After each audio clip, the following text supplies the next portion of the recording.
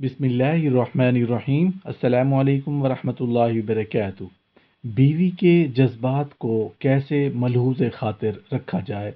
जिस तरह औरतों को मर्दों के जज्बात का लिहाज रखना ज़रूरी है, इसी तरह मर्दों को भी लाजिम है कि औरतों के जज्बात का ख्याल रखें।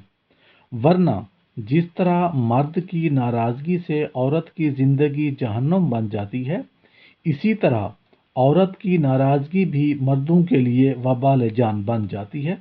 इसलिए लाजिम है कि औरत की सीरत और सूरत पर ताना ना दें और औरत के मेका वालों पर भी ताना जनी और नुक्ताचीनी ना करें।